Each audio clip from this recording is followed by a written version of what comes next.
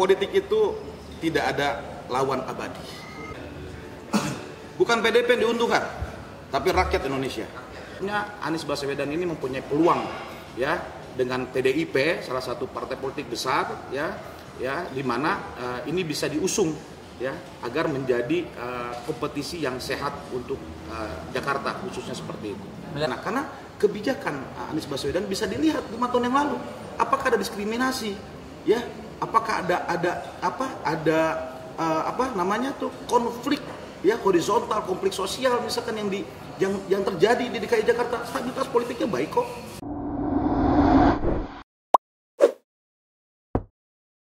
Dengan adanya putusan MK melahirkan undang-undang yang memang sesuai dengan putusan MK, yang akhirnya KPU kemarin berita, ya, dan DPR pun membatalkan rancangan undang-undang pilkada, ya, kemudian PKPU pun menerbitkan surat putusan MK, maka peta politik ini berubah, ya, karena memang Jakarta ini kan barometer, ya, dan adanya putusan MK ini tentunya menjadi semakin bergairah, ya, konstelasi ataupun konstentasi, ya, pilkada di Indonesia, khususnya di ibu kota Jakarta.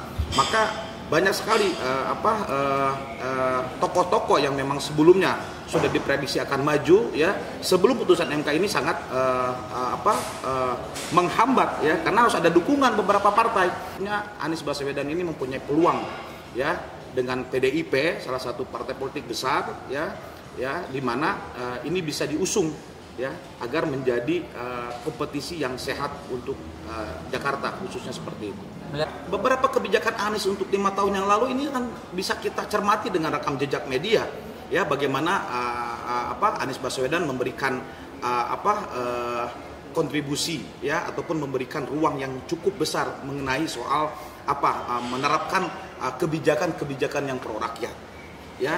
Kemudian ada beberapa biro hukum di Pemprov DKI itu atas perintah gubernur saat itu Anies Baswedan untuk tidak melakukan banding, ya, kepada class action masyarakat yang menggugat penggusuran, ya. Ini kan bentuk, ya, kebijakan hukum, ya, dari kepala daerah mengenai masyarakatnya, ya, terkait soal penggusuran. Bila mana dilakukan oleh kepala daerah untuk tidak mendukung, tidak melanjutkan banding, ini kan tandanya apa? Pemerintah daerah segera melaksanakan keputusan pengadilan negeri untuk masyarakatnya sendiri, ya. Ini kan bukan untuk orang lain. Nah, ini salah satu bentuk kebijakan hukum, ya, ataupun praktik hukum yang dilakukan oleh Anies Baswedan saat menjabat gubernur 5 tahun yang lalu. Memang karena peta politik tadi yang berubah, tentunya kan Anies Baswedan masih punya kans, ya, untuk maju, ya, tetapi kan memang dukungan suara sesuai dengan putusan MK tadi harus terpenuhi, ya. Apakah nanti PDIP akan bergabung dengan partai peserta pemilu lainnya yang tidak parlementer di pusat, gitu kan, seperti Partai Buruh kalau nggak salah kan, gitu, ya. Apakah nanti partai Garuda, ya, Partai Umat misalkan, yang memang belum memilih kemana arahnya.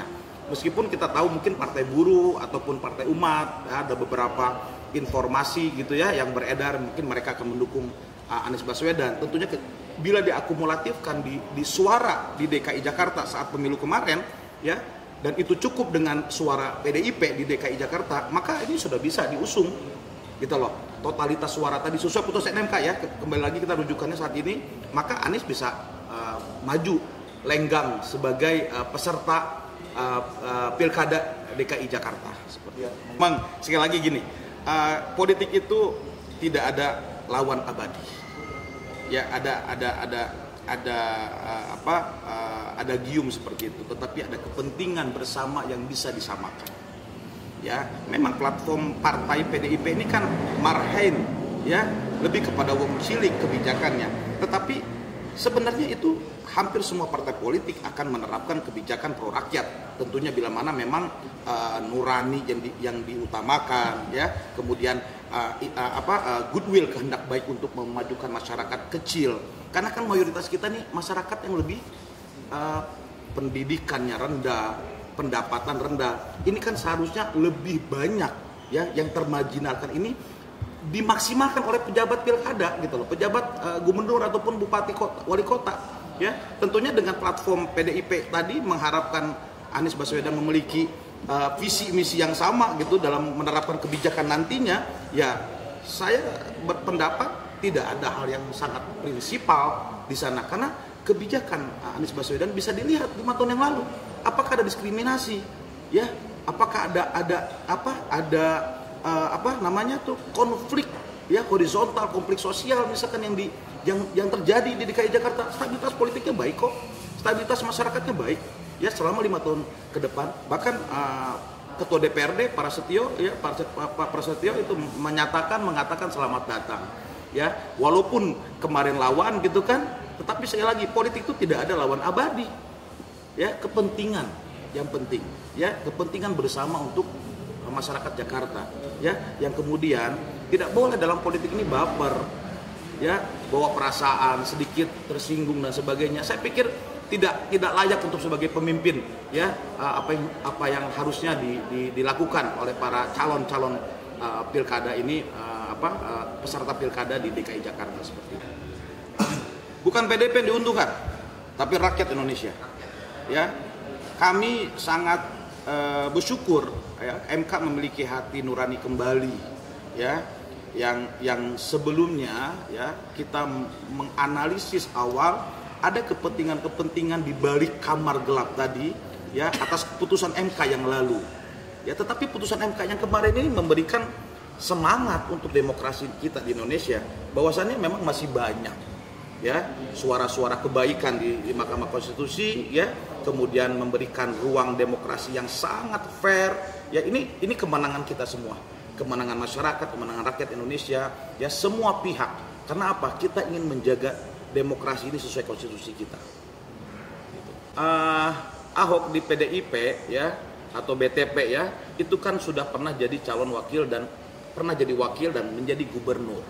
Kalau dia disandingkan dengan Anies yang memang bukan PDIP, tetapi Ahok sekarang menjadi kader PDIP, dia harus minimal calon gubernur ya.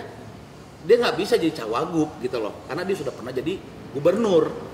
Otomatis kan ini memang internal di PDIP bagaimana menetapkan nanti apakah memang cukup layak. Tapi kan kalau kita lihat di survei terakhir kemarin itu sangat tinggi sekali untuk memang Pak Anies Baswedan.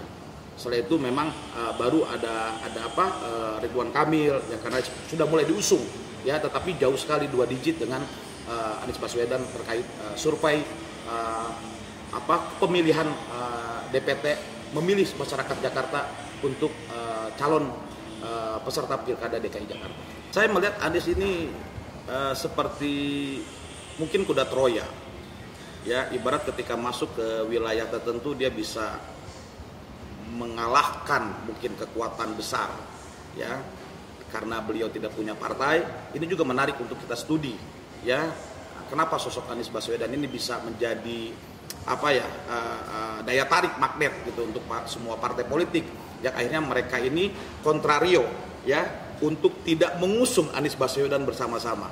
Ini kan ada deal-deal politik tadi ya, sekali lagi ini tidak ada lawan abadi ya, semua politik ada kepentingan abadi bagaimana bisa memastikan masing-masing terjaga kepentingan politiknya ya. Saya pikir sekali lagi tadi di awal bila mana tokoh seperti Anies Baswedan ini terlalu baper ya, tidak pantas untuk lanjut kan gitu. Tapi selama ini Anies Baswedan cukup bisa menjaga ritme permainan politik di Indonesia, karena bisa saja ini adalah cara-cara elit-elit politik kita di atas ya, bagaimana bisa memainkan peranan masing-masing. Karena kan ini sebentar lagi pelantikan Oktober, presiden terpilih dan wakil presiden, dan tentunya kan 5 tahun ke depan kita tunggu ya.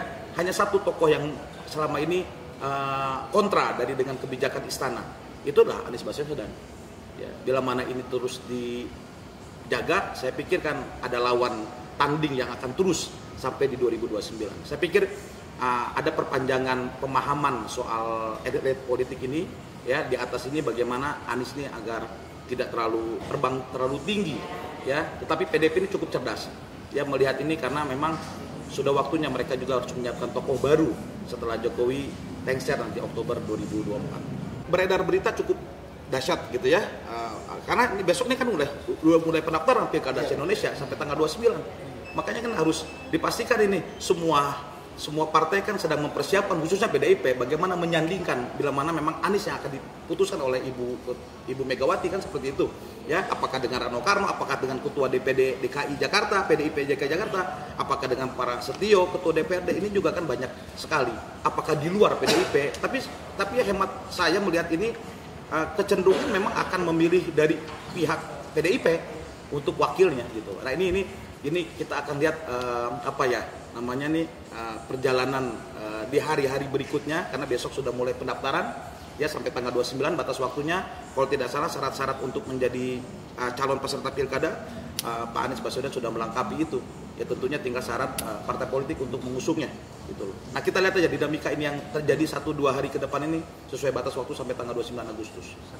Ya, kalau dari kami tentunya ya memandang dalam konteks praktisi hukum ya, konstelasi politik di DKI Jakarta ini sangat luar biasa ya. Saya berharap para peserta pilkada DKI Jakarta ini sangat menjaga ketenangan, kenyamanan ya, ketentraman masyarakat ya. Gejolak ini kan sangat dahsyat, efek dari domino Pilpres kemarin ya. Tentunya saya berharap Pak Anies ini bisa menjaga itu ya, tetap berjuang untuk masyarakat Jakarta khususnya ya. Bila mana memang pada waktunya Tuhan memberikan jalan dia untuk diusung oleh PDIP dan beberapa partai pendukung lainnya yang sesuai dengan putusan MK, maka go ahead ya. Semoga bisa meneruskan kebijakan yang pro rakyat untuk masyarakat Jakarta.